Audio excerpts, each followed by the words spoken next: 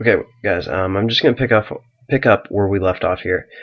You're gonna go File, New Android Project, or if it's not there, you can go to Other, and then it'll be under your Android folder, New Android Project. And basically, this is gonna be your project name. We're just gonna name it Tutorial Basics. And then again, like I mentioned earlier, here are your Android SDKs that you can use. Here's the AP levels. Again, if you have an older phone, you want to use one of the ones with the smaller AP. Therefore, like when you do the programming, if you use some function that uses a lot of processing, it probably won't let you do it, so you're going to have to write it in a different way for it to work. But if you have a newer phone, you can use one of these higher levels, and it's higher functionality rate, better performance, such like that. Again, if you create a project on here, it'll run on any of these just fine. We're going to go with Android 2.2 because I have a Droid X, so I'm just going to use that. The application name is what's going to appear under your menu function on your actual phone, under the icon. So when you click it, whatever you want your project name to show up as on your phone. We're just going to go, again, the basics. The project or the package name, you want this to be unique because when you put it on the marketplace, you don't want it to match any other app that's out there. Most people do just maybe their website backwards, something along those lines. I'm just going to do Corn Boys, the basics. And hopefully no one has that on the marketplace. Probably won't put this on the market. I might just as an example, so you guys can download it and see what the end result is. But as for now, I'm not going to. Create activity. This is going to be, if you guys are familiar with Java, it's fine if you aren't. I'm going to try and walk you through all the stuff you need to know, but this is basically your main activity or your main class in Java. You know how when you compile a project, it's looking for the main project to go to. So we're just going to put my main. The SDK version, again, we're going to just look at the API level. And since we clicked 2.2, we're just going to put 8 here. And then we're going to hit finish. And I want to I'm going to get you guys familiar with the layout of Eclipse. Basically, here's all your Java activities. This is where you're going to do all your programming in Java. The Gen folder holds a resource file, which is convert your resources into a Java app, and this will be created automatically. So you won't have to worry about this file. And Eclipse writes that project as you go and as you add to your project. Here's all your jars and your reference pack that you get with SDK. You don't really need to know too much about this. Basically what this is when you use a class or a method from a different class, these are your imports. So you can import one of these classes, and then you can use the methods from it. We'll explain that, or I'll explain that a little bit later, but if you know Java, you probably kind of know what I'm talking about with that. Your assets are, I'll get to that in a second. Here's your resources. This is basically where all your graphics, your sounds, your layouts, your backgrounds, everything that's basically graphical or something you need your app to run will be held in these files. Your drawables, this is where you hold your pictures.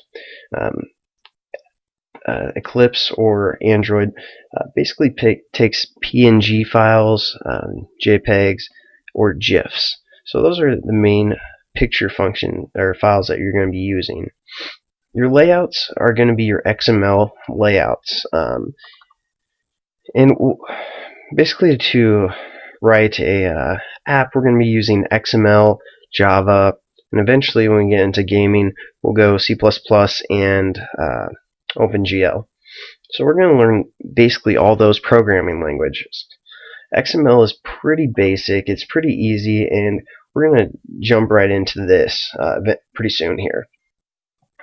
But values, this is what holds your strings and other sort of information, such as like dimensions and the like. Just basically, and if you don't know what a string is either, that's fine. I'll get to that in a second. And then also you can have an XML file if you want, but you can add that yourself. And basically when we write in our Java classes, we can reference our stuff from here to actually make it run on our program. The Android manifest XML, this is basically what makes the program install onto the phone and actually launch when you click on the app. And we'll be adding to this in as well during our tutorial series. But also, the Android manifest asks for permissions. And so basically, anytime you want to use the person's phone, like to access the internet, if you need that for your app, you'll have to ask permission. So, or like if you get an incoming text and you want your application to play Rick Rolled or on someone, something along those lines, you're going to have to ask permission to be able to receive incoming text or know when incoming texts are coming to the phone. So we're going to get into that later as well. But as a person downloads an app, they're going to have to see the permissions that your app asks for and accept those permissions. I'm sorry, I have a sore throat, so I apologize if I keep pausing. But so we're going to get we're just going to create a simple app here. I'm going to have you create your own background for your phone. If you have Windows, you're going to have Paint. Obviously, you can use pretty much anything. So if you have like Photoshop, you can obviously use that. I'm just going to use Paint. And this is I'm not for sure exactly the size that you're going to want to use for the phones, because obviously each phone has a different screen size. We're just going to say something like this. And we're just going to create probably an ugly background that's not going to take a lot of time.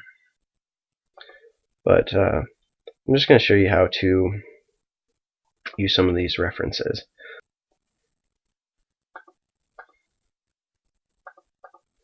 Alright, yeah, that's pretty ugly.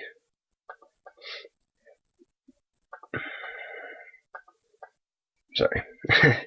Alright.